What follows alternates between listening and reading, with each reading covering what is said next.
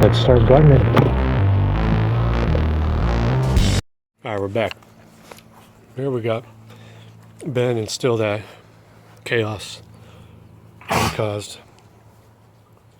Just like a child. Can't let him out of your sight or they'll mess things up. Anyway. Bought all these other items today for the weekend. It's the 3-day Memorial Weekend.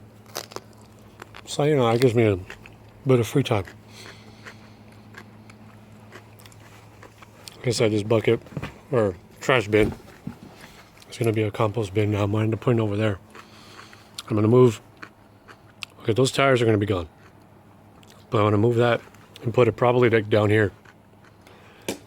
And then in that area, I'm going to have the compost bin over there. Then right here in this area, I'm going to have a greenhouse. No, scratch that. Right here, I'm going to have the greenhouse. Right here. In this spot, so that way I can have that light hitting it if I need it to. Just to give them more light. Over here, there's going to be a bed of... It's going to be like an herb bed. Aside from the herbs that are going to be over in that corner, where the moss is at. And right here, I'm going to have melons. Grow some watermelon in this area. Have them come out to about right here. See where that rock is? About this far. And then I'm going to throw the vines back on top of itself. And then rinse and repeat. Just make sure none of the melons are on top of any of the vines. Especially on top of the vine that it's growing from. Got to make sure that part is done properly. So, that's pretty much the yard at the moment. This is messy. This doesn't look nice. But at the bottom, see that?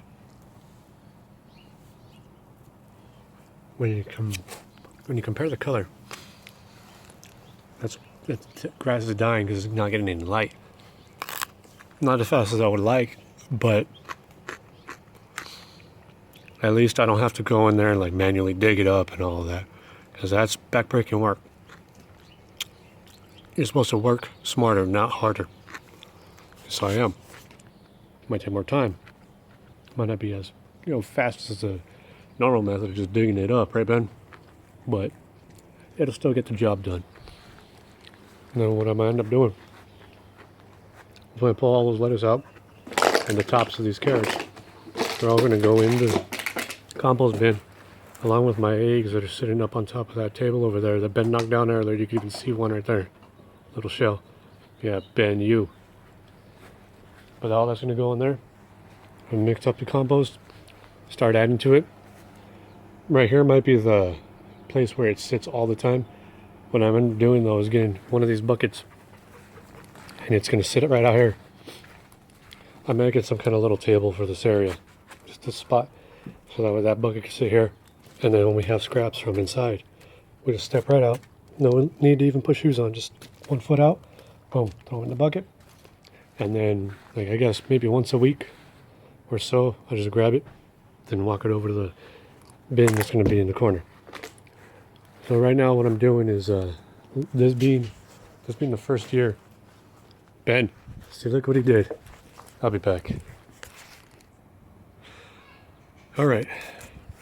Ben's inside. As you can see,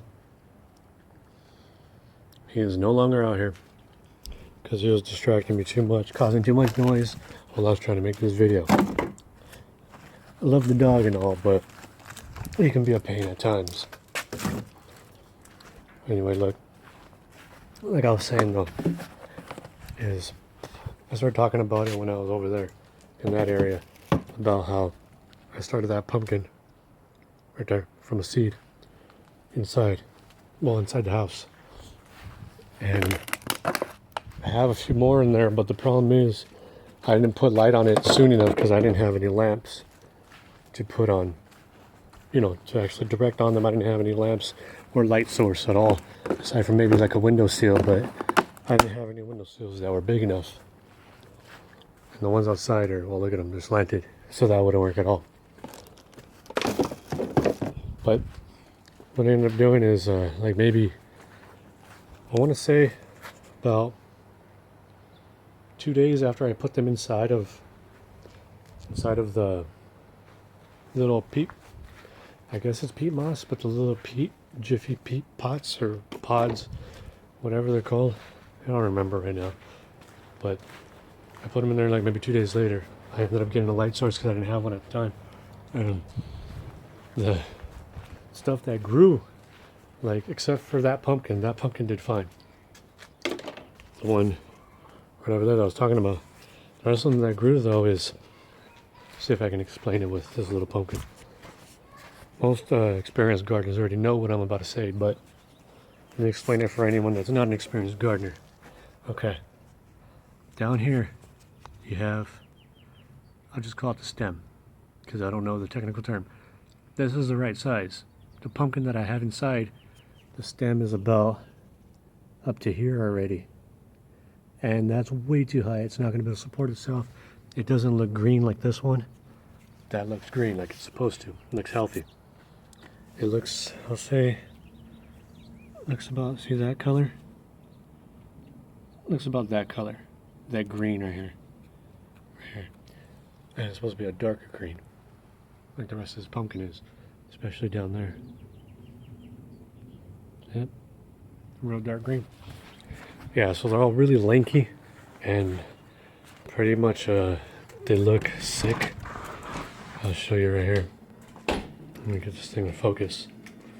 Alright. These lamps are the first lamps that I bought with a couple of 60, I think, watt CFLs inside.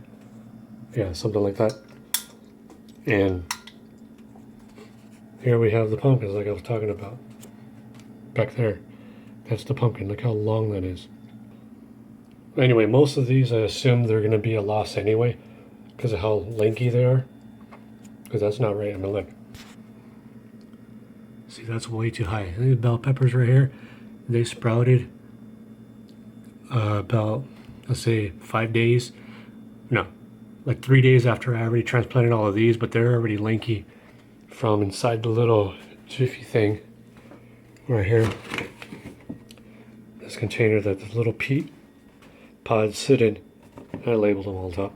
Yeah, see, they sit in there and just let them grow inside there. What I didn't do, originally I put it right here in this little corner, but there was inconsistent light. Like this one up here would be on occasionally. I didn't leave it on all the time. I should have. Didn't think about that because I didn't really read the instructions like you're supposed to. So this is a tip to those people that don't want to read the instructions. Read the instructions. It'll help you. It'll prevent problems like this. And that's the reason those instructions are there. So you prevent losing your crop. Look at this. All these are mostly not going to make it. Except that little pumpkin in there, that's fine. That one looks normal. It's dark, like it should be. And these bell peppers look like they're fine too. So those will work. The rest probably won't. I'll try to manage to get some out there like this tomato. But it's already past the time to plant tomatoes. So they're a loss anyway. I'm just going to go ahead and attempt. See what they can do. You know, learn as I go. Back here we have a watermelon. See right there? Yeah, that watermelon looks like it's doing fine too. I'll clip off those taller ones and then just put that bigger one, well, the greener one out there. Now what I end up doing is, this is my roommate's, by the way, this plant that's in here. Okay, so let me continue back to what I was saying.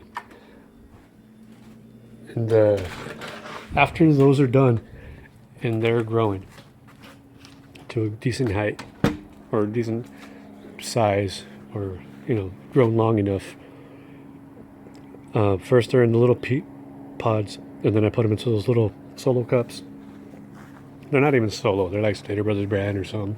Anyway, and then right here in this area I'm gonna have that greenhouse. It's about as wide as there to there, maybe even smaller than that, but I'm gonna have that right here so that when I bring those out I can help lean them into the helicopter. No, it's an airplane above me. So that way I can go ahead and, you know, slowly get them comfortable with being out here in the elements. Go on, Ben.